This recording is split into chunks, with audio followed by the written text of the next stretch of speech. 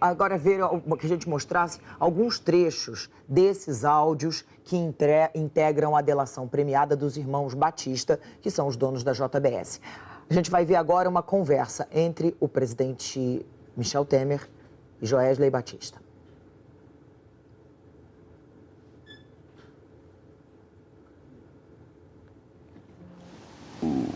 Temos o áudio? O telefone lá do Pardo com o Gedé. Volta e me citava alguma coisa meio tangenciando a nossa, não sei o quê. Eu tô lá me defendendo. Como é que eu mais ou menos dei conta de fazer até agora? Eu tô de bem com o Eduardo. Tem que manter isso. Bom, você viu aí um trechinho, é o áudio original. A gente ainda está fazendo um trabalho aí de decupagem desse áudio. A gente mostrou agora esse áudio para você, porque é o primeiro áudio que nós temos. Essa decisão do ministro Edson Fachin, do Supremo Tribunal Federal, que afastou o senador Aécio Neves, se baseou num diálogo entre o político e o empresário Joesley Batista, da JBS. Nessa conversa, o senador tentou orquestrar uma ação contra a Lava Jato. A Globo News teve acesso à transcrição desse diálogo, que está no despacho do ministro Edson Fachin. Ou seja, o que você vai ver agora é a reprodução dessa conversa sem as vozes de Aécio Neves e de Joesley Batista. Nesse trecho, Aécio fala sobre as investigações. Ele reclama da nomeação do ministro Osmar Serralho e diz que era preciso alguém para mexer na Polícia Federal. Esse é bom? Tá na cadeira. O ministro é um de que não dá um alô. Peba, está passando mal de saúde, pede para sair, Michel tá doido. Veio só eu e ele ontem de São Paulo. Mandou um cara lá, o Osmar Serralho, porque ele errou de novo de nomear essa desse... Porque aí mexia na PF. O que vai acontecer agora? Vai vir inquérito de uma porrada de gente. Eles são tão bunda mole que eles não... O cara que vai distribuir os inquéritos pro delegado. Você tem lá 100, sei lá, 2.000 delegados da Polícia Federal. Você tem que escolher 10 caras, né? O Moreira, que interessa a ele, vai pro João. Pro João. É, o Aécio vai pro Zé. Tem que tirar esse cara. É, pô, esse cara já era, tá doido? E o motivo igual a esse? Claro, criou o clima. É, ele próprio já estava até preparado para sair. Claro, criou o clima. Vai voltar a Brasília para conversar com o repórter Nilson Clava. Nilson, o que você tem aí de informação pra gente? Que novidade? Boa tarde, Cris. Boa tarde a todos. Olha, informação em primeira mão. Acabei de conversar com o ministro da Cultura, Roberto Freire. Ele acaba de anunciar que vai sim abandonar o governo, vai entregar hoje o cargo dele à Casa Civil, porque ele vai respeitar a decisão das bancadas, tanto do Senado quanto da Câmara dos Deputados do PPS. Portanto, é a primeira baixa no governo depois dessa decisão, né, do presidente Michel Temer de não renunciar ao cargo. O ministro disse o seguinte, que esperava essa renúncia do presidente e como ela não foi feita, ela não foi anunciada, ele decidiu abandonar o cargo. Lembrando que o PPS tem 2 cargos nos ministérios do presidente Michel Temer. Esse primeiro da Cultura e também o Ministério da Defesa com Raul Jungmann. Roberto Freire me disse que conversou com o ministro da Defesa, Raul Jungmann, e que Raul Jungmann disse que também estava disposto a seguir, né, a decisão das bancadas do PPS e, portanto, entregar o cargo. Só que a situação de Jungmann, ela é mais delicada pelo fato dele ocupar a pasta do Ministério da Defesa. Portanto, você teria que ter uma conversa, uma transição maior pelo fato dele ocupar essa pasta, o Ministério da Defesa, mas o fato é que ele anunciou também que vai seguir a determinação do partido. Portanto, a gente tem 2 baixas aí nos ministérios, depois desse anúncio do presidente Michel Temer, que vai continuar no cargo, depois desse pronunciamento oficial. O Roberto Freire acaba de anunciar, portanto, que vai entregar o cargo, vai entregar o ministério. A gente vinha falando um pouco mais cedo da expectativa sobre o posicionamento do PSDB, partido aliadíssimo do governo, partido com 3 ministérios, e aí nos bastidores a gente tinha aquele consenso, né, por parte dos deputados e também senadores de que se essa gravação viesse à tona não teria mais como sustentar esse governo e que, portanto, os ministros, inclusive Bruno Araújo, disseram a parlamentares que estariam dispostos também a entregarem os seus cargos, mas oficialmente,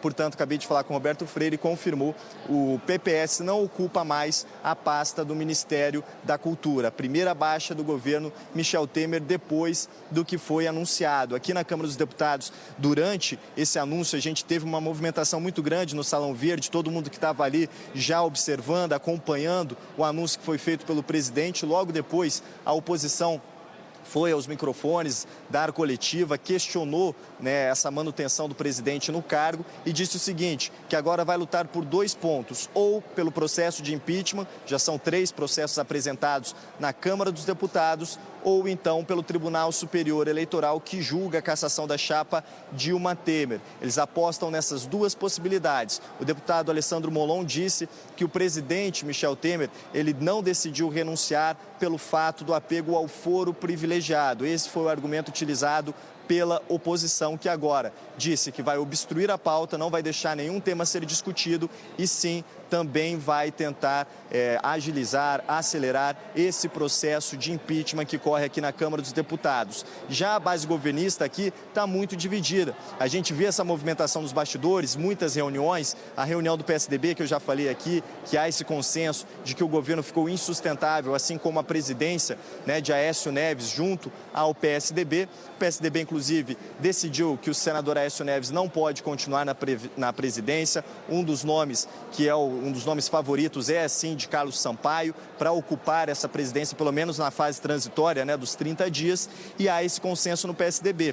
O PPS, ontem o líder, ele já tinha, Arnaldo Jordi, anunciado que, na visão dele, o presidente deveria renunciar. Logo depois, a bancada do Senado, com o senador Cristóvão Buarque, também colocou esse posicionamento e agora a gente tem, portanto, a decisão oficial de abandonar os cargos, de deixar o governo. E estamos na expectativa, então, das próximas reuniões, das próximas decisões das bancadas governistas, porque o PSDB, a sensação por aqui que também uma saída é iminente, essa saída do PSDB do governo. O Democratas, nós conversamos mais cedo também com o presidente José Agripino Maia, ele disse que ainda era cedo, que ainda ia esperar um pronunciamento, ia esperar, na verdade, a chegada do áudio envolvendo o presidente Michel Temer para tomar esse posicionamento. Mas o fato é que a base governista começa a tomar uma decisão e grande parte dela já questionando aí a sustentabilidade, o quanto o governo Michel Temer ele deve permanecer.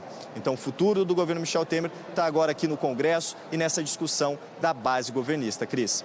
Nilson, muitíssimo obrigada, viu, pelas suas informações. Agora sim, eu vou conversar com o Guilherme Penha, que é especialista em direito constitucional.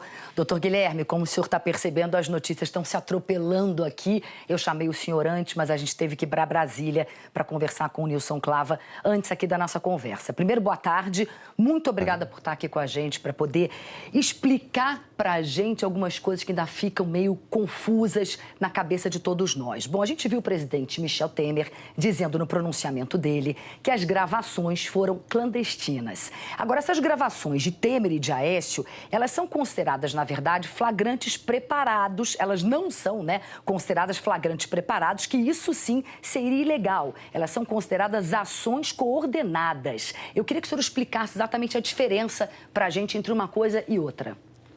Ok, boa noite, Cristina. É um prazer estar aqui falando contigo. Na verdade, essas provas não são ilegais. Há um processo regular perante o Supremo Tribunal Federal, inclusive homologado pelo ministro relator da Corte. Ilegais elas não são.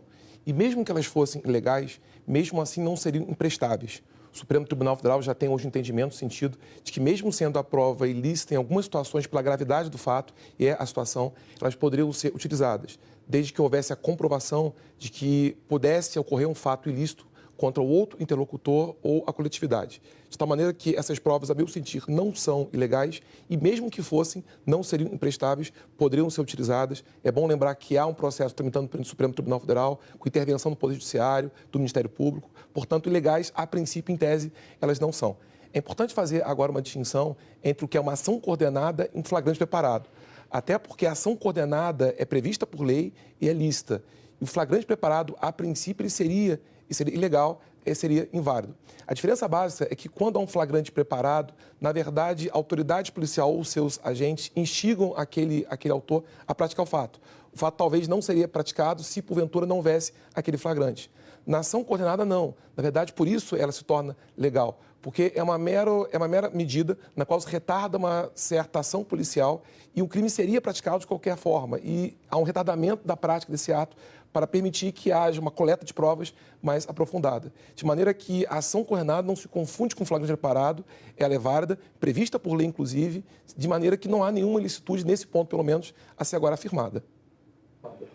Doutor, vamos então agora assistir exatamente o trecho do pronunciamento do presidente Michel Temer, quando ele diz exatamente essa frase? Roda pra gente.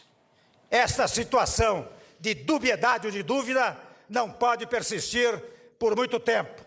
Se foram rápidas nas gravações clandestinas, não podem tardar nas investigações e na solução, respeitantemente, a essas investigações. Ele usou a palavra clandestinas, na verdade, né? Doutor, bom, o senhor aqui já falou exatamente, a gente também já falou aqui várias vezes, que o Supremo Tribunal Federal confirmou a abertura de inquérito contra o presidente Michel Temer. O que acontece exatamente a partir desse momento? Qual é o procedimento? Agora, na verdade, abriu-se a terceira possibilidade de perda do mandato. Já havia uma ação tramitando perante o Tribunal Superior Eleitoral, essa ação de cassação eleitoral, o julgamento será feito em breve. Ontem houve a instauração de processos de impeachment e, pela última informação, até agora são 3 pedidos formulados perante a Câmara de Deputados. Haverá decisão da sua presidência sobre instalação ou não. Agora, instaura-se processo no Supremo Tribunal Federal. Esse processo, na verdade, é pela imputação de crimes comuns. Então, o Supremo Tribunal Federal compete a ele autorizar a instauração do processo ou não. Foi instaurado. Então, agora, a instauração de inquérito policial, haverá coleta de provas. Ao final dele, se porventura houver a prova de que há algum tipo de ilicitude, pelas últimas informações, são 2 ilícitos imputados ao presidente, poderá haver denúncia por parte do Ministério Público Federal. Oferecida a denúncia, só haverá instauração desse processo, e esse processo tramita perante o Supremo Tribunal Federal, não perante o Senado, porque, como afirmei, é um crime comum, se a Câmara autorizar que o processo seja instaurado. Se houver autorização por parte da Câmara para que ele seja instaurado, aí sim, o Supremo Tribunal Federal poderá instaurar esse processo e tramitará como ação penal. Por enquanto, há algo muito prematuro, o que existe uma instauração de inquérito policial. O presidente hoje figura na condição de mero indiciado, não há acusação, por enquanto, de nada. O que existe, como falei, é uma instauração de inquérito policial e a possibilidade desse inquérito desaguar numa ação ou não. Caso haja uma ação, haverá decisão da Câmara sobre a admissibilidade ou não desse processo. Doutor Guilherme, obrigado.